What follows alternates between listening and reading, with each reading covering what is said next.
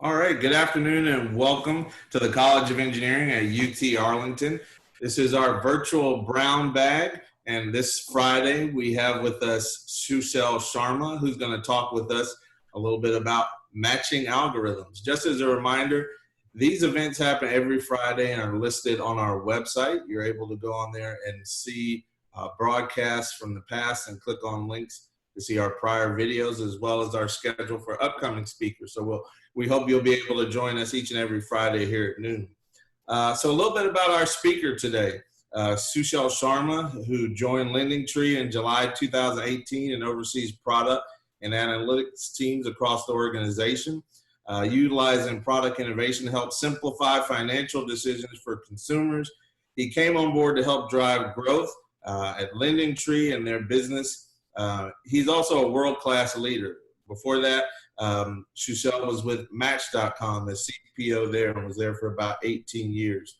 And prior to Match, he held various management roles at Zynga, Sears, and Travelocity. I know Sushil to be a great maverick who's out in the Silicon Valley area. We're pleased to have him today. And without any further ado, Sushil, I'll turn it over to you. Thank you, JG. Good afternoon, everyone. So I'll be talking about matching algorithms real quick on what we plan to cover in this talk. So if you go to any website or any interaction on the internet, in the background, there are thousands of algorithms that are trying to solve the goal of the user and the business. In this particular talk, based on my work experience, we'll talk about matching algorithms that power dating platforms. Like JG said, worked at Match for around 8 years.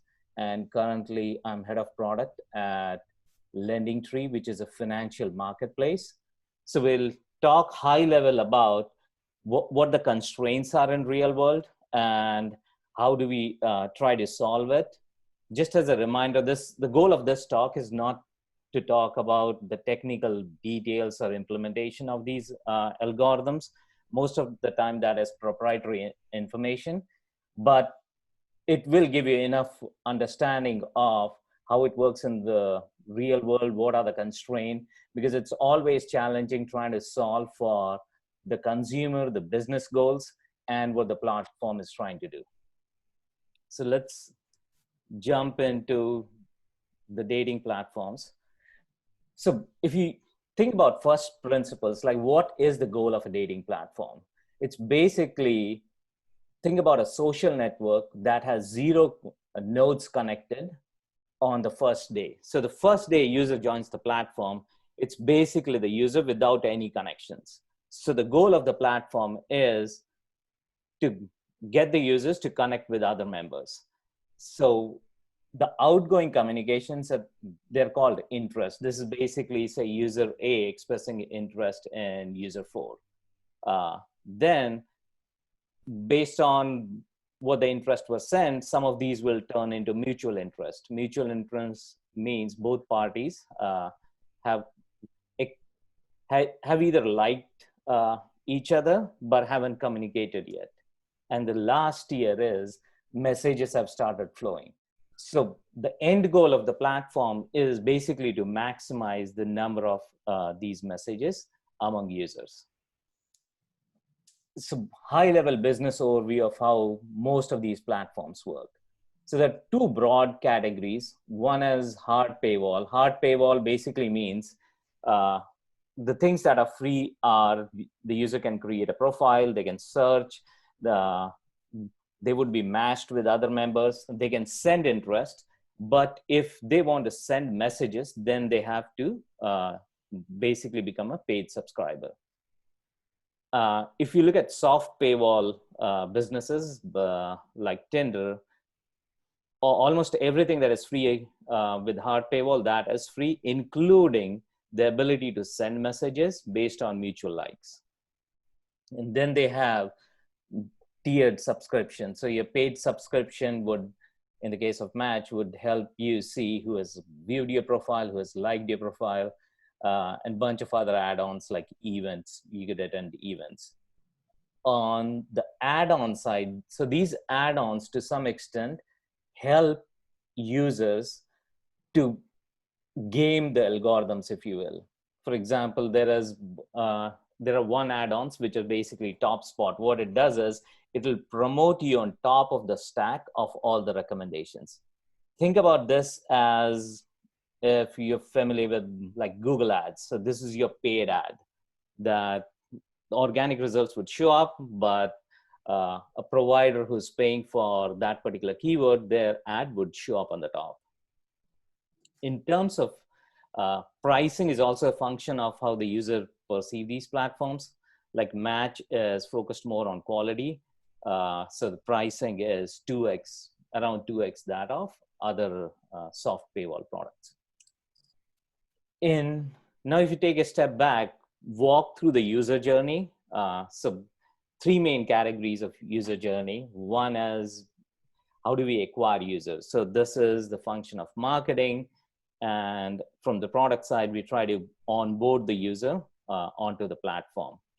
Then the middle tier is where most of the product analytics and the engineering work happens. This is on the engagement. So getting users to create a profile, making sure search and matching is working, and interest and messages are being sent across the ecosystem. And the last one is around monetization. Now, monetization is a key function because based on this revenue, it fuels the marketing cost. So let's start from end of the funnel.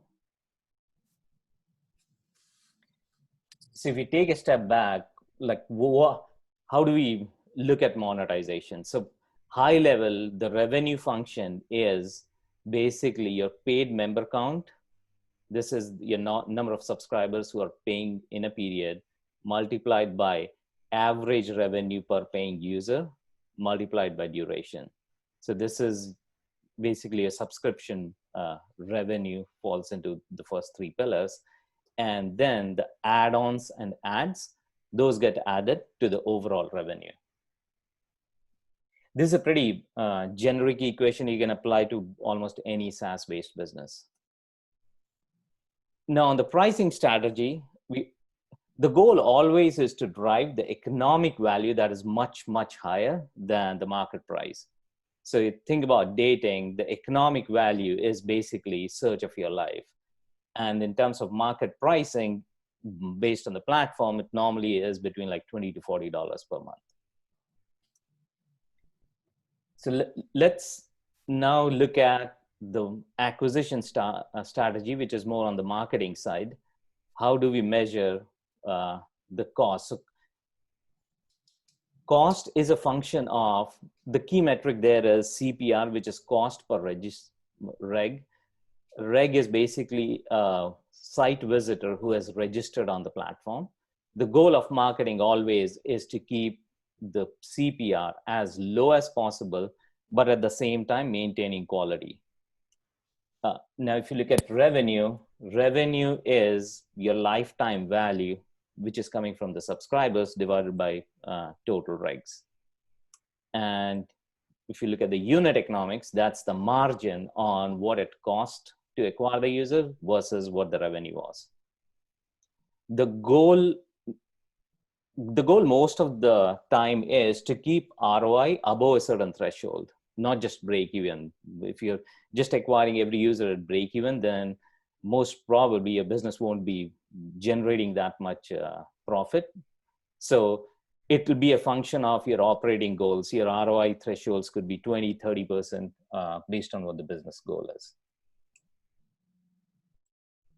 Now let's look at how we compute like lifetime value of a subscriber.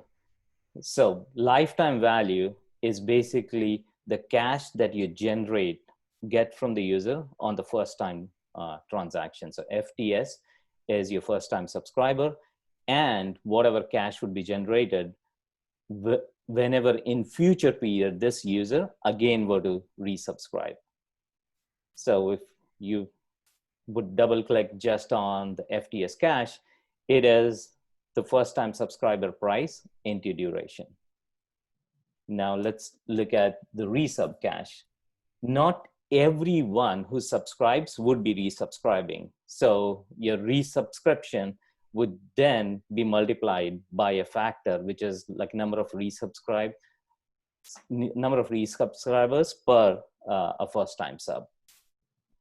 The reason LTV is so important, like I said previously, is it helps assign value to the users and keeps the marketing engine running, and is a key component in the algorithms. So now, looking at keeping the financial numbers aside, let's look at the dating platform. Like, well, how does it work? So in this case, a user one comes to the platform.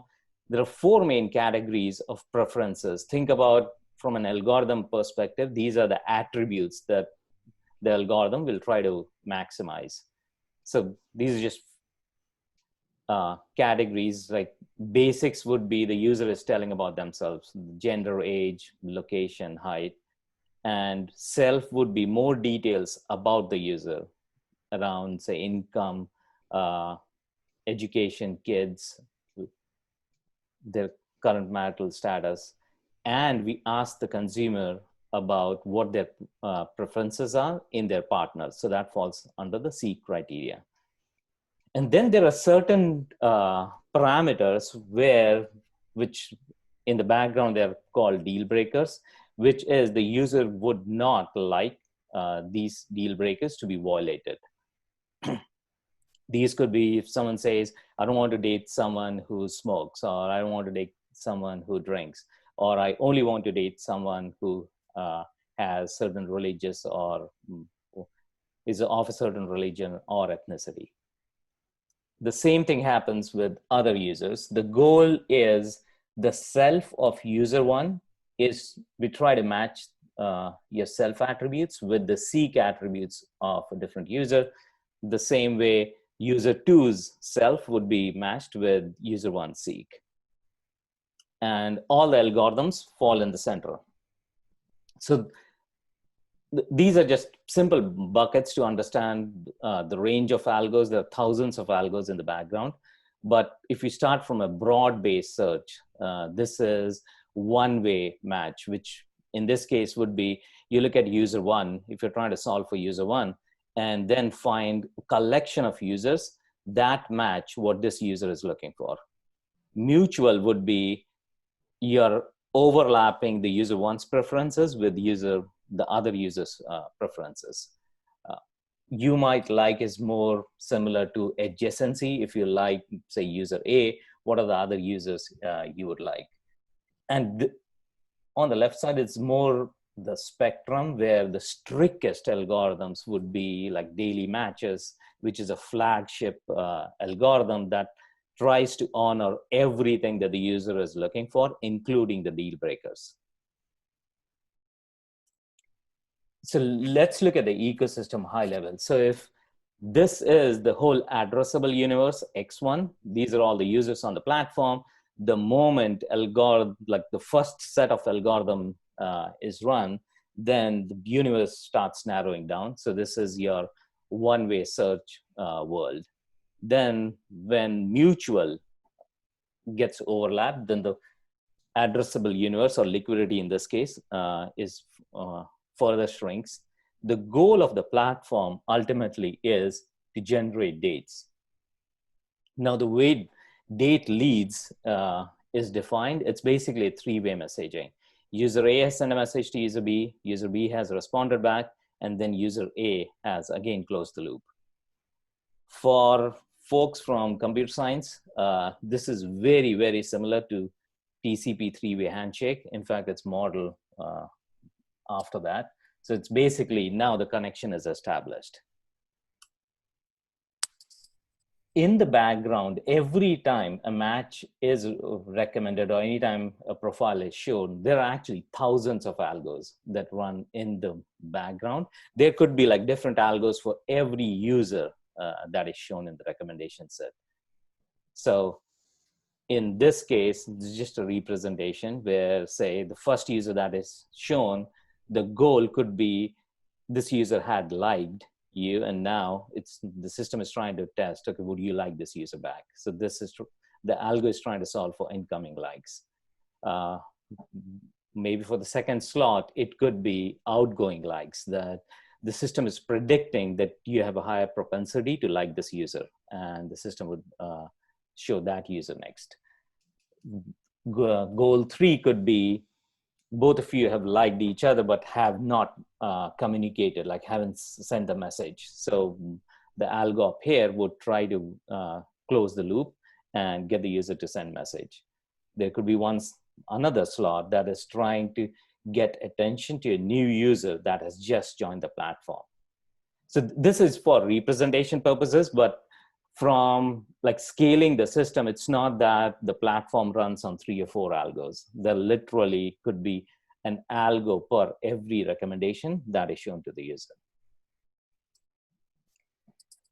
So let's talk about what are the challenges as these algorithms are being built.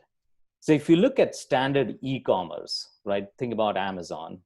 User A comes to the platform and maybe is looking for a TV.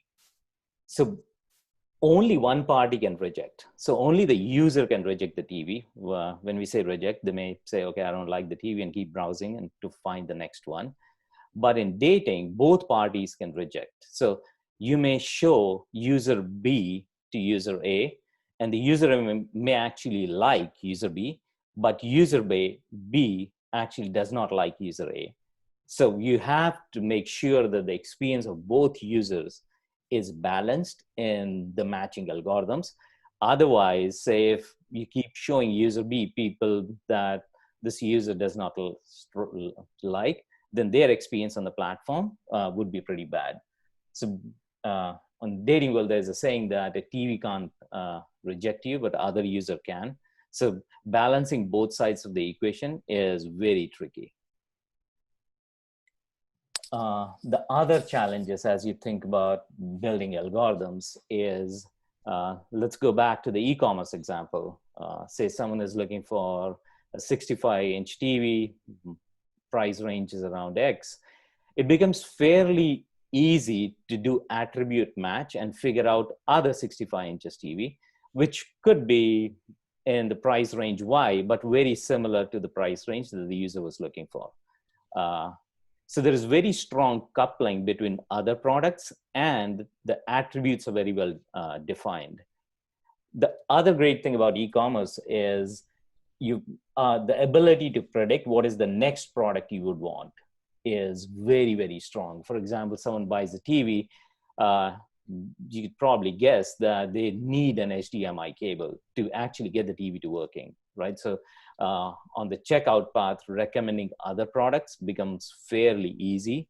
Whereas if you jump to the dating side of the world, all the algorithms that leverage collaborative filtering, those models are very complicated because it's not easy to say, even if user A likes user B, what attribute of user B did user A like, and then try to find other users who would score higher on that attribute is very challenging. So the models always have to keep learning and keep taking inputs from the user A in this category, because among the users, there is very weak coupling to drive recommendations.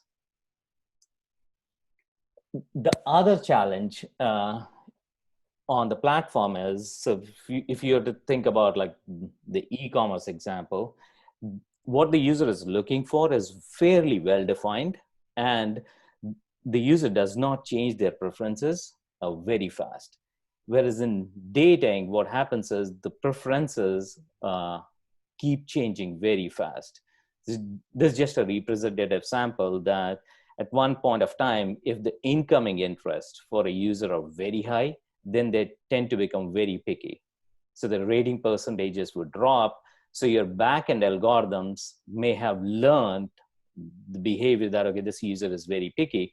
But as time progresses or the incoming interest start dropping, then the same user would now start giving more liberal ratings, which is they would start liking more people. So the model now has to be retrained to understand the user preferences at every stage of the journey. So becomes challenging to train the model and come up with recommendations at that particular point in time. So let's now jump to the financial marketplace. I think for folks who have questions, we'll take the questions towards the end. So hold on to those questions. So now jumping on the financial marketplace, high level, the way it works is the user comes to the platform and these users would be looking for different type of loans. Like on the home side, they could be looking for purchase, refinance, or personal loan, auto loan. So they come to the platform with their preferences. Then the platform would try to understand a little bit about the user so that it understands what loan type they're looking for, what high level the credit band they have, so that they could be matched with other providers on the system. So it's basically high level, the goal that the marketplace is trying to solve for is in real time trying to match the demand which is coming from the users with the supply which is coming from the lenders. So it's a real-time matching algorithm that is trying to maximize the outcomes. Because even in this case, say if the algorithm matched users who would not qualify for a particular loan product, then it's not a great outcome for the supplier, neither is it a great outcome for the user. So let's look at some of the basics of how the platform works. So user comes in, they give basic information about themselves, then the product need that they have, which is the loan type. And then the platform also gets information about the user through third-party data. This could be from, say, credit bureaus to understand more about the user.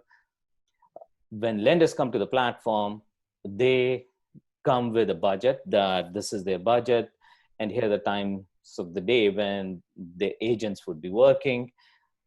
What is the ideal user for them, which is the credit band, your debt to income ratio, and the loan types that they want to fulfill from the platform. And the broad categories of the algorithms are one is user targeting, which is based on these requirements. What are the users who would be ideal for this lender? So user targeting is used to acquire users on the platform. Then the moment the user registers on the platform, the models would try to predict their expected value and match them with lender. And also at a later date, try to send recommendations. For example, if someone they initially maybe just looking for a personal loan, but the better outcome for them could be instead of just getting a personal loan, say for $5,000, you are actually carrying, say, $10,000 balance on your card. So you should pay off that balance. So it's basically recommendations are trying to help users with their overall financial situations. How does the system look internally? So internally, this is what we call My Lending Tree, which is a portal that shows the user their credit score, their future assets, their current cash flow. And based on their credit file, it'll, in the background, always try to find savings for the user. These savings come from the algorithms trying to predict that your current loan, say if someone has a mortgage loan and they may be paying, say, 3.75% APR, now the rates have gone down, you could refinance and save X dollars per month. So that is the goal of these algorithms. And it'll always keep surfacing the savings opportunities to the user. So let's double click on how the system works in the backend. So the way the system works is, obviously, like any other algorithms, the heart of the puzzle is the data that it has on the user. So on the data side, it basically has the data fields that the user has inputted. From credit bureaus, you get access to users' credit file and the actions that users have taken on the platform. intelligence, this is basically, there are some that you can just, problems you can solve by heuristic models, uh, which could be as simple as like your loan refinancing. For the advanced solutions, we need data science models in predicting what the future need would be of the consumer, or what would be an adjacent product that the user would benefit from. And the intelligence engine would then send out alerts. Alerts are basically the recommendations. They are delivered to the user either through online alerts or an email. At a high level, these are the broad categories in which you could classify alerts. Bulk of them are around saving money, monitoring your finances. It would be around financial literacy.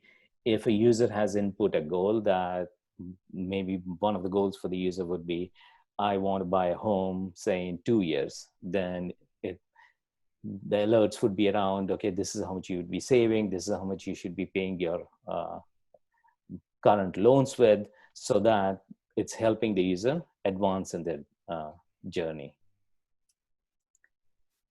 So if we take a step back and look at what is the other goal that the system is trying to solve for, it is trying to help the user improve their credit score. Now, credit score is a very important factor in both the user's eligibility to get a loan product and the APR that they would receive. So we continuously measure the efficacy of the platform in improving the credit score. So high level, the platform is able to increase the credit score for more than 50% of the users. And the average credit score increase is above 50 points. Now for highly engaged users, the score increase is much higher. It's more than 70 points. So let's try to understand like what is a credit score and how does the system help user increase it. So there are three main credit reporting agencies in US: Equifax, TransUnion, and Experian. So whatever major transactions that happen, whether you interact with a bank or any other financial provider, those transactions are reported to these agencies. Then in the back end, these agencies run models based on the credit factors. Now, there are lot of credit scores. This is just for a representative sample of one FICO score. Like the number on the left side is the weight of that particular factor. Like in this case, your payment history, the weight is 35%, whereas your length of the credit history is around 15%. Amount that you owe is, the weight is 30%. Now, these credit bureaus would be computing every user's credit score. And then you can either check it on LendingTree, or these bureaus also have ways in which you can just log in and see your credit score and your complete credit file. So if you look at the distribution, this is just for FICO, of how the distribution is for all of US. So your credit score goes between 300 to 850. So in the poor credit score, that is around 16% of the users. Your fair band is 580 to 669. That is 17% of the users. So if you were to look at this from a bell curve, it's very evenly distributed. And most of the time that is the goal, right? Because it's relative stacking of how users are doing. Most of the lender models take your credit score into consideration as one of the inputs in the determining the eligibility for the loan. It's not the sole thing, but it's one of the main ones. That's why there's a lot of focus in helping users improve the credit score. The way the system helps improve is, for example, if there's a lot of amount that is owed on a credit card, for example, then it would be, okay, why don't you take a personal loan that would be at a lower APR and pay off this loan. If someone's debt to income ratio is very high, then it would be, okay, you need to guide the user on how they need to save money, or look at their existing loan types on how money could be saved on those. So if you think about the challenges for the algorithms on this platform, a big part is managing users' expectation. So user A comes to the site and is looking for a personal loan. They may have either clicked an ad or seen something on TV, and most of the time from the marketing side, it tries to talk about the averages. Now, the user may not be the average user. So one part is, would they be eligible for that particular loan product? Because remember, as a platform, we do not underwrite the loan. So we are only matching the user with the lenders who would underwrite that particular loan. So to some extent, platform is always trying to balance and attract users who would be suited for the product, but setting expectations for the user, whether they would be eligible or not, that's one of the challenges. They may not be eligible for a particular loan product, but there could be other ways we could solve it. So that's where the adjacency recommendations come in very handy. The second main challenge on the platform is, say, in this case, the user thinks the credit score is really great and they should be on the lower side of the bell curve in terms of the APR. So the user's expectation could be they're looking to get $10,000 at 4.99 APR, but their credit score could actually be lending them on the other side of the spectrum, and the lender would be only willing to give them, say, $5,000 at 19.99 APR. So that's a wide spread in terms of terms. So it also becomes challenging managing users' expectation that why they're not getting what they were initially looking for. Just for the folks who are not in the industry, for mortgages, this spread is very tight in the sense that someone with a lower credit score versus someone with a stellar credit score, the APR that they would get, the spread isn't that wide. I'm talking about like 20-25% would be the max delta. Whereas with personal loans, that spread is huge. It could go between 5 to 10% APR range on the lower side to 20-30% APR on the higher side.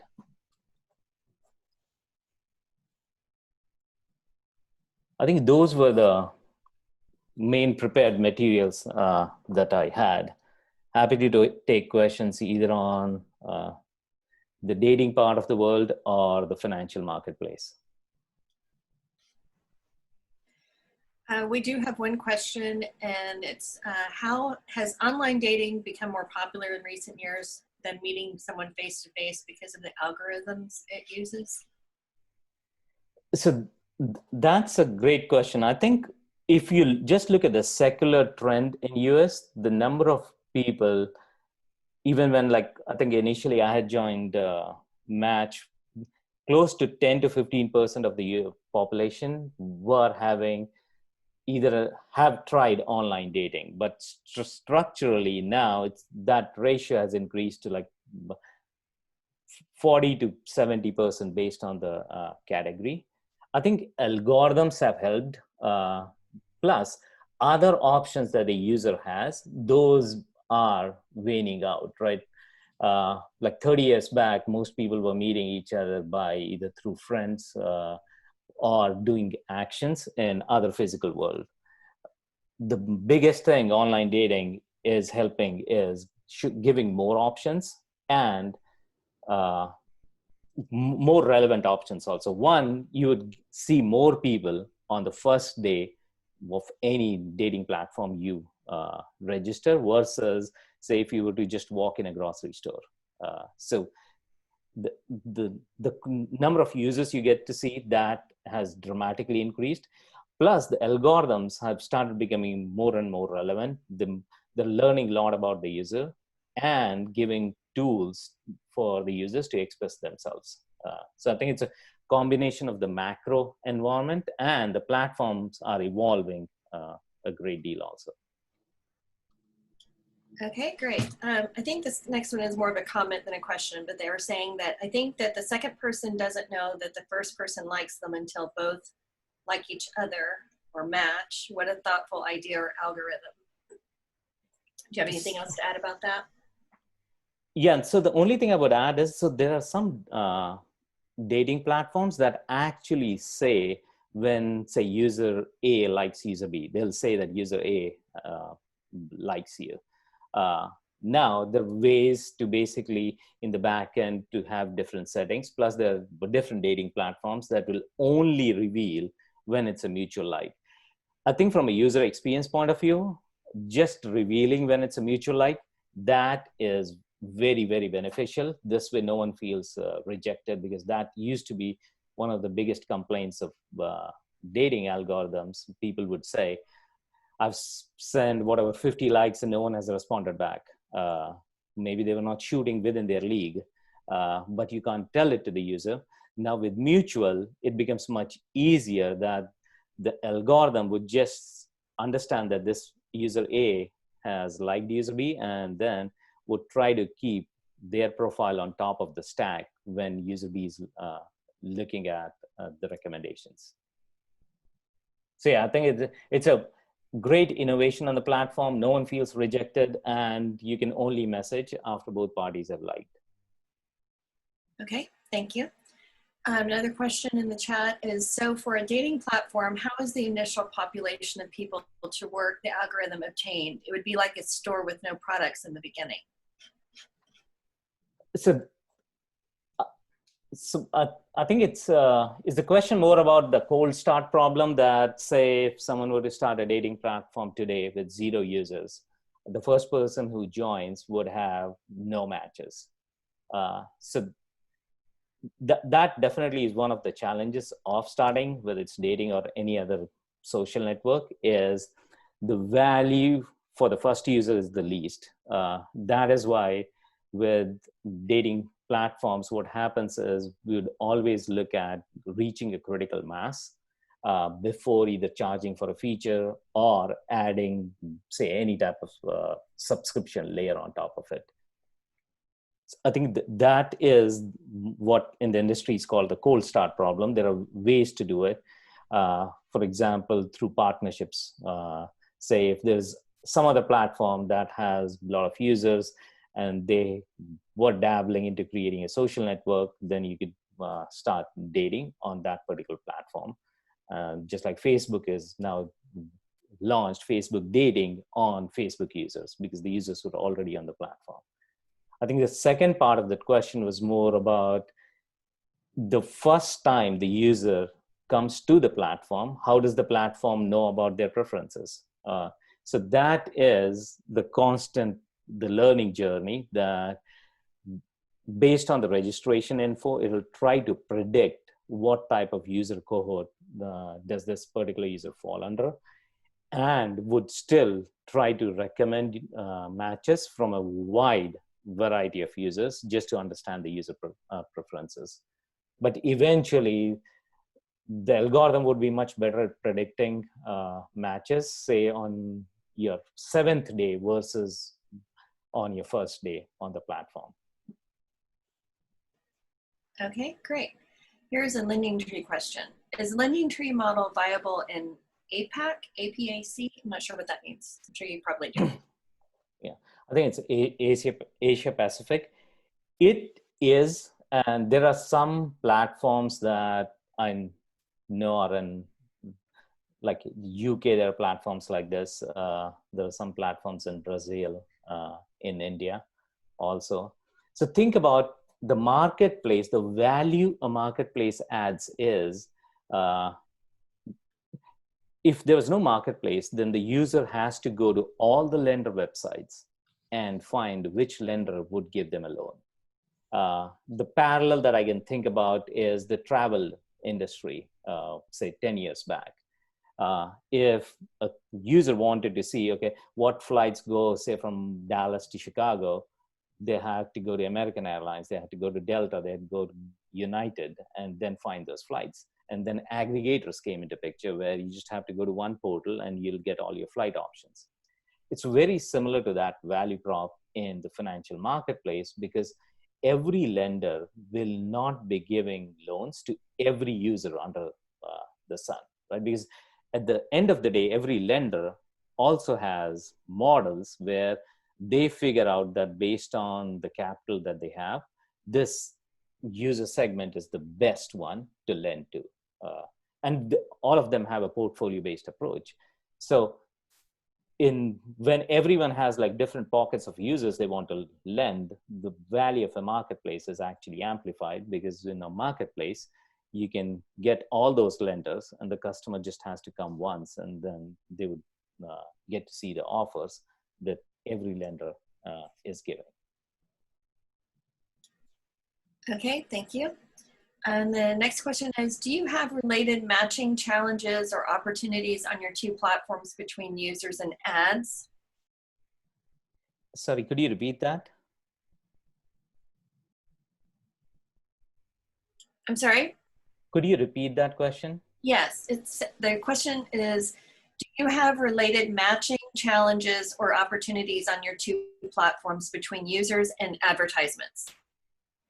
Okay, so ads, so in both these platforms, we don't, the ad revenue is almost negligible. When we say ad revenue, it is just showing like random products. For example, if you come to either Match or Lending Tree, the odds of you seeing a non-relevant ads is very low, and it's very targeted to a very small set of users. So the fight is not between the ads and the matches, most of the, or recommendations. The fight most of the time from a user perspective is maybe one of the lenders, talking about Lending Tree, one of the lenders may be paying us more to show up on top of the slot, but there could be another lender who's paying less but could have a better APR. So how does the platform balance what the user is looking for and how much money the platform would be able to make? So with most of those things, we do realize at the end of the day, the North Star metric is trying to solve for network close rate, which is the user should be able to close a loan with the lender. Because if the user does not close a loan with the lender, then neither lender makes money, and long-term, the platform won't make money. So we always try to normalize based on predicting what are the odds that this user will close a loan with a particular lender. Okay, thank you. Another question is, I'm not sure, there may be a misspelling in this. How one should keep moat in fintech, especially when you're growing and raising more capital is the only option, considering you're subsidizing heavily to gain more market share? So that's probably in today's time the billion-dollar question, because if you take a step back, with most of the fintechs and the capability that is now added with, like, there are a lot of APIs that help you create, say, the banking capabilities. There are platforms that will help create investing platforms. So if the features start becoming commoditized, what is the moat for most of the businesses?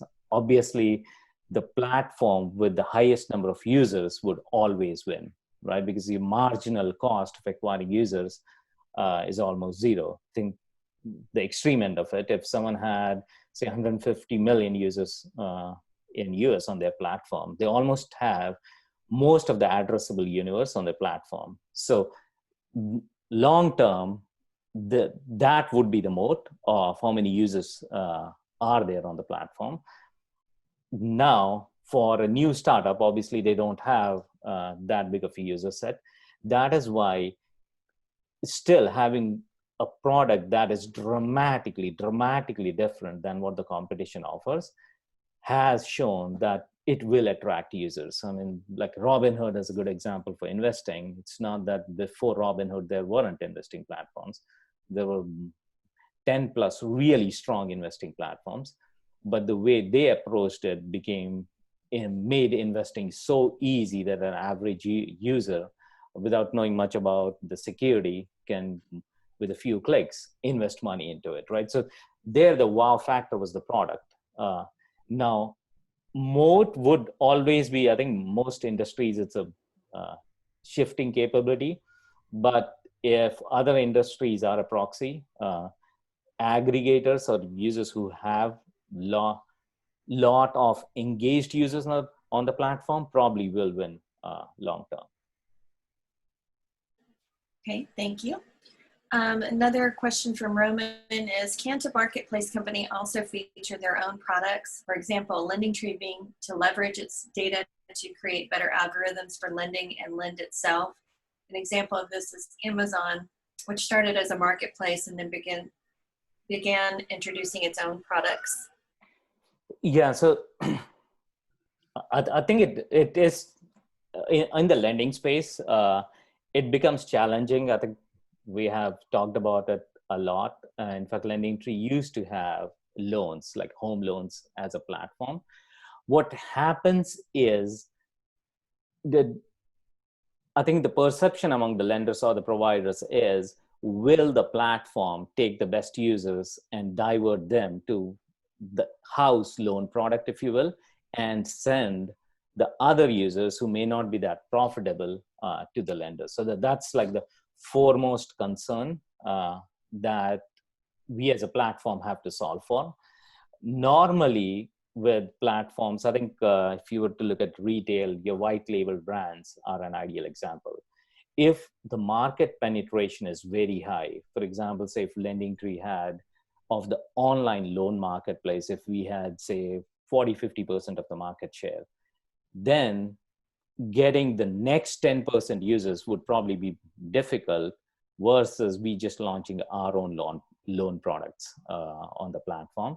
At the current stage, we're not closer to that number. So we feel there is still a lot of growth on the platform by getting more lenders onto the network. Okay, and follow-up question to the other question about moat is killing other company the only option in fintech startup in long term? So, even with moat, I think one thing to keep in mind is, so you necessarily don't have to kill the other company because it's not that users will only have one financial account. The same concern used to be in dating space also, which is how many dating products can the US population basically saturate the US population. Most of the times the learning is it actually expands the category and users consume multiple products simultaneously. So it's never like you have to kill the other person to grow. If the offering is good, the user actually may create one more banking account or one more investing account. Or in this case, with loans, for example, I mean, it's not that users take a loan every day. The frequency of loans is very low. If you look at, say, home loans, for example, it's a transaction users do every 7 to 10 years. So it's very low frequency transaction. Personal loans is around 3 years. So for any platform to grow, I think the key is what is the unique value prop so that people organically come to the platform, and then the ability of the platform to monetize so that it can actually start doing paid marketing also to get that bigger land grab.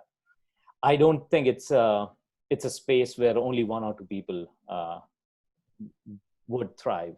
And the best testament for that is if you look at major banks in the US, there are 4 to 5 really big banks with very good coverage across US. And even now, with the new fintech apps, they are able to add millions of users on the platform without taking much away from the traditional banks. Okay, and I'm going to ask this one as a two-part question. The viewer wants to know, what are your views on super apps like WeChat in APAC, and why are super apps not successful outside of China? Is it more of a cultural thing, or do people not like bundled services? I think the second question is interesting. So if you take a step back, with super apps, it's also the sophistication of the users, like how comfortable they are with playing with 10 different things on a platform. Most of these super apps are actually platforms. You can order a cab, you can order food, you can transfer money. I think for at least the US market, so far the behavior has been that single function apps do much better. But who knows what happens in future? Maybe someone comes up with a better design and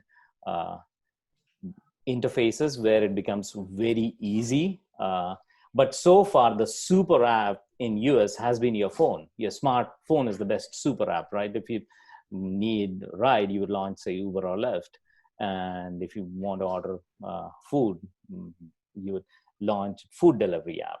So your operating system is the aggregator, whereas in like WeChat and other places, your app is the aggregator for it.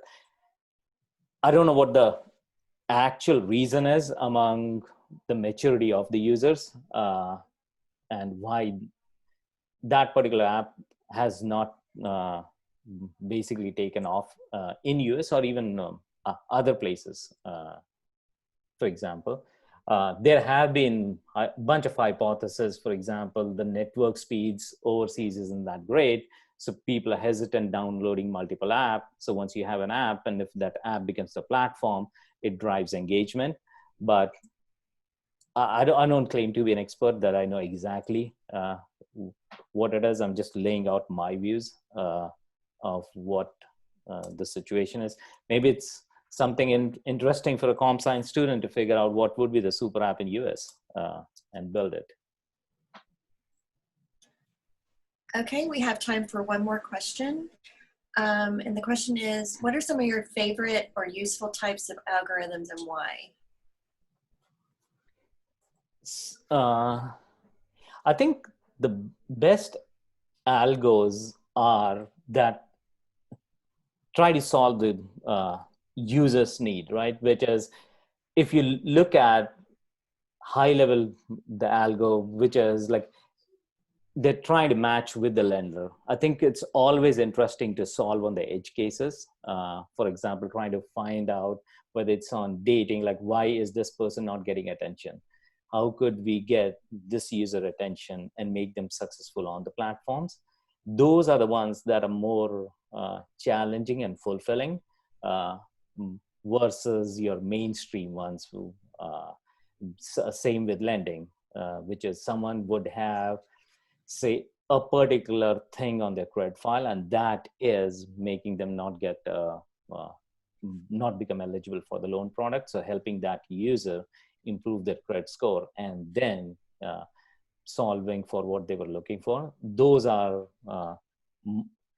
more fulfilling as a product person, that you solve the user problem that the platform was not able to solve, and nor were other platforms able to solve. Sushil, thank you for that. I might ask you one closing question, as we have some students who are also attendees. As a technical leader of people and a person who's been in industry, what kind of things might you be looking for in people who you hire and lead that might be helpful to students who are looking to get in a field such as yours? So I'm guessing most of these students here would have, say less than 2 years work experience. So in that band, when someone is fresh out of college or relatively less experience, I think the key things employers or managers look for is the horsepower. I think they're not looking that you have done the exact same work in the past. What they're looking for is, if we give this person that work, would they shine or would they be able to do it? So anything that you can show as part of your learning, which shows the spread, or say if you were able to build a system that is fairly complex, those things would stand out. And make sure when you're talking to the manager, you highlight those things. Yeah, because almost everyone would have the required course material and the, say, your standard algorithm classes or the programming classes. So it has to be, always look at your profile and your strength and figure out, one is like which industries you want to target and what skill set you want to show. Independent large projects are always helpful. Say if on the side you had helped a friend or worked pro bono at some place and it was a complicated system and you were able to design features on top of it, those would stand out way, way more than, say, someone getting A or A plus in a particular course. And if someone has questions, I think from the alumni page, I'm happy to give like individual advice if you reach out or through LinkedIn. Absolutely. Sushil, thank you for your talk today. Really appreciate you talking with us more about algorithms and your career path that helped lead into some of those interesting areas. We appreciate it. Again, this is Friday's virtual brown bag lunch with the College of Engineering. We're here every Friday at noon. You can find us on the UTA Engineering webpage for a listing of these and prior recordings. Thank you and have a good weekend. Thanks, Sushil. Thanks, everyone.